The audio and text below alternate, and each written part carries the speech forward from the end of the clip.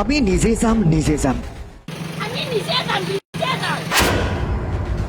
Request কৰিছো আপোনালোকক অন্তত টিনখিনি নি আমাক থাকিবলৈ দিয়ক।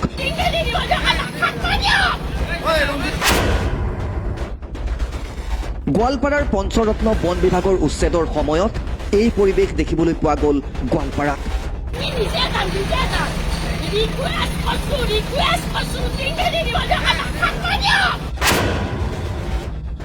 হয়, গোৱালপাৰাৰ পঞ্চৰত্ন ৰাজ্যিক ঘাইপথৰ দুয়ো কাষত থকা 50টা পৰিয়ালৰ বাসগৃহত পুৱাৰে পৰা চলিল বুলডোজাৰ, আৰু যাৰ বাবে এনেধৰণৰ পুৱাই এক যুদ্ধ সদৃশ পৰিৱেশ দেখিবলৈ পোৱা গ'ল গোৱালপাৰাত। গোৱালপাৰা চহৰৰ পৰা ব্ৰহ্মপুত্ৰ নৈ পাৰেৰে যোৱা পঞ্চৰত্ন ঘাইপথৰ দুয়ো কাষেৰে থকা প্ৰায় অৰ্ধ শতাধিক পৰিয়ালক এক সপ্তাহ পূৰ্বে ঘৰ ভাঙি লৈ যাবলৈ বন বিভাগে জাননী দিছিল। বন বিভাগৰ জাননীৰ প্ৰতি সঁহাৰি জনাই একাংশই নিজৰ ঘৰ বাৰী ভাঙি নদীৰ পাৰত আশ্ৰয় লৈছে। কিন্তু আন একাংশ পৰিয়ালে গুৱাহাটী উচ্চ ন্যায়ালয়ৰ দ্বাৰস্থ হৈ উচ্চ ন্যায়ালয়ৰ পৰা এখন উচ্ছেদ স্থগিত ৰখাৰ পত্ৰ প্ৰেৰণ কৰিছিল যদিও বন বিভাগে উচ্চ ন্যায়ালয়ৰ উচ্ছেদ স্থগিত ৰখাৰ আদেশক অগ্ৰস্ত দেখুৱাই আজি প্ৰায় 2 শতাধিক অৰ্ধসামৰিক বাহিনী লগত লৈ এফালৰ পৰা চৰকাৰী বুলডোজাৰ লগাই এনেদৰেই উচ্ছেদ চলালে গোৱালপাৰাত। हमारा एविक्शन है, हमारा बहुत सारा गोलपारा में बहुत सारा आरएफ में हमारा एविक्शंस प्लान्ड है। ये one of the eviction program जो हम प्लान किए हुए हैं। ये हमारा गोलपारा में ह्यूमन एलिफेंट कॉन्फ्लिक्ट बहुत अत्यधिक है एंड इसके कारण वन ऑफ द मेजर कारण हमारा एनक्रोचमेंट्स है। इसलिए हम लोग का गवर्नमेंट एंड हाई कोर्ट का भी एक डायरेक्शन था कि एविक्शंस एनक्रोचमेंट्स हटाना है, इसलिए एविक्शन प्रोग्राम लिया गया है। প্ৰায় 50-60 বছৰ ধৰি বসবাস কৰি অহা পৰিয়ালক এনেধৰণৰ উচ্ছেদ কৰা কাৰ্যক ধিক্কাৰ জনাইছে এতিয়া উচ্ছেদিত লোকে।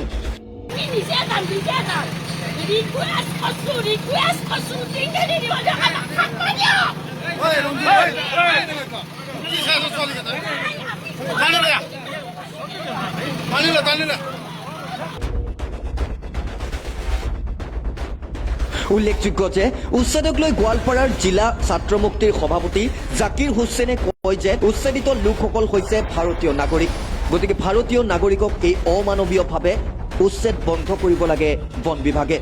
অতি শীঘ্ৰেই উচ্ছেদিত ভূমিহীন পৰিয়ালক পুনৰ সংস্থাপনৰ ব্যৱস্থা কৰি দিবলৈ দাবী জনালে ছাত্ৰ মুক্তি সংগ্ৰাম সমিতিয়ে। Bureau report, মিৰৰ of Assam.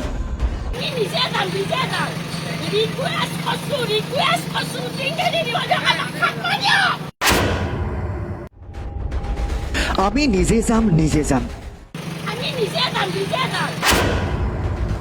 Request কৰিছো আপোনালোকক অন্তত টিনখিনি নি আমাক থাকিবলৈ দিয়ক।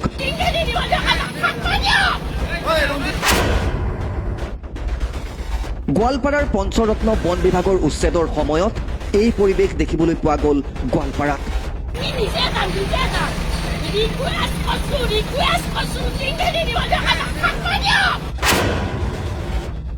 হয়, গোৱালপাৰাৰ পঞ্চৰত্ন ৰাজ্যিক ঘাইপথৰ দুয়ো কাষত থকা 50টা পৰিয়ালৰ বাসগৃহত পুৱাৰে পৰা চলিল বুলডোজাৰ, আৰু যাৰ বাবে এনেধৰণৰ পুৱাই এক যুদ্ধ সদৃশ পৰিৱেশ দেখিবলৈ পোৱা গ'ল গোৱালপাৰাত।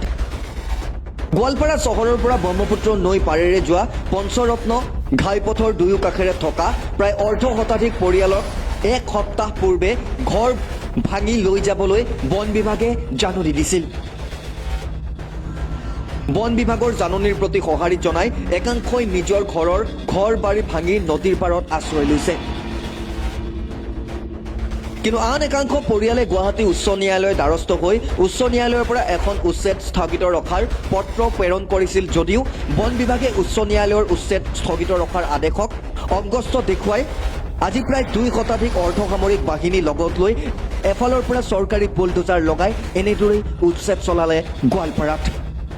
हमारा एविक्शन है, हमारा बहुत सारा गोलपारा में बहुत सारा आरएफ में हमारा एविक्शंस प्लान्ड है।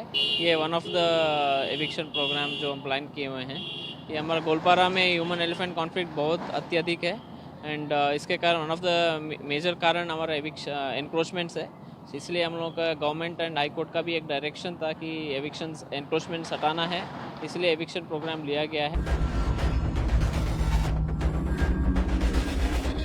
প্ৰায় 50-60 বছৰ ধৰি বসবাস কৰি অহা পৰিয়ালক এনেধৰণৰ উচ্ছেদ কৰা কাৰ্যক ধিক্কাৰ জনাইছে এতিয়া উচ্ছেদিত লোকে।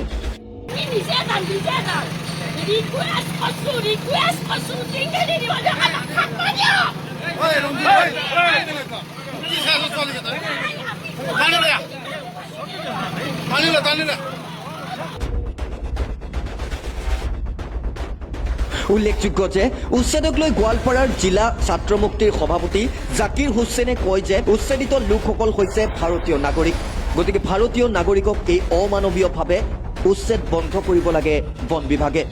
অতি শীঘ্ৰেই উচ্ছেদিত ভূমিহীন পৰিয়ালক পুনৰ সংস্থাপনৰ ব্যৱস্থা কৰি দিবলৈ দাবী জনালে ছাত্ৰ মুক্তি সংগ্ৰাম সমিতিয়ে।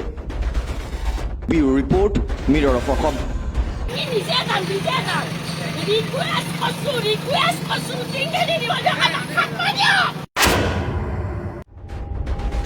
আমি নিজে যাম।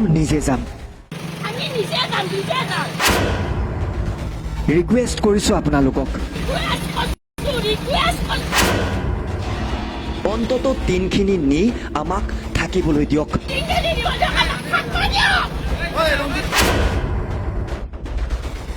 গোৱালপাৰাৰ পঞ্চৰত্ন বন বিভাগৰ উচ্ছেদৰ সময়ত এই পৰিৱেশ দেখিবলৈ পোৱা গ'ল গোৱালপাৰাত।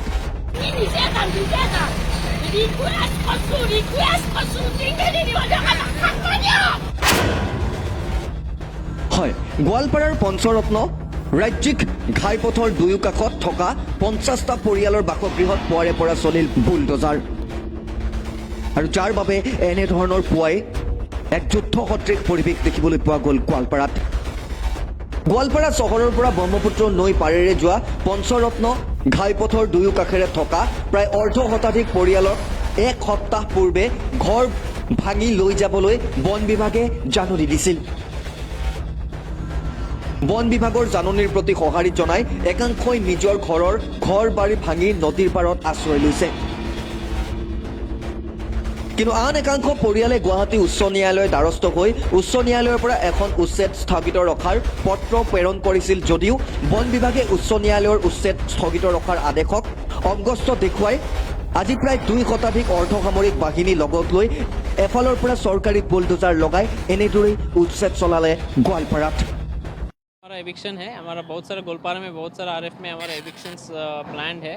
ये one of the eviction program जो हम प्लान किए हुए हैं। ये हमारा गोलपारा में ह्यूमन एलिफेंट कॉन्फ्लिक्ट बहुत अत्यधिक है एंड इसके कारण वन ऑफ द मेजर कारण हमारा एनक्रोचमेंट्स है, इसलिए हम लोग का गवर्नमेंट एंड हाई कोर्ट का भी एक डायरेक्शन था कि एविक्शन एनक्रोचमेंट्स हटाना है, इसलिए एविक्शन प्रोग्राम लिया गया है। প্ৰায় 50-60 বছৰ ধৰি বসবাস কৰি অহা পৰিয়ালক এনেধৰণৰ উচ্ছেদ কৰা কাৰ্যক ধিক্কাৰ জনাইছে এতিয়া উচ্ছেদিত লোকে।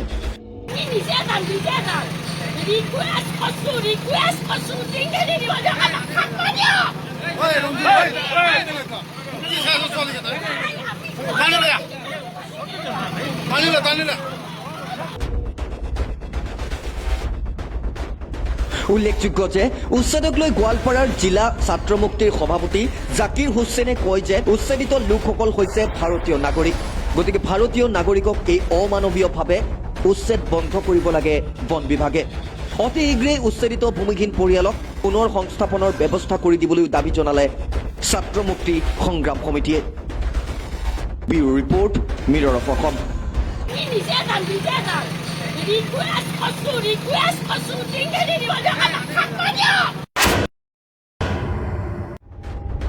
আমি নিজে যাম।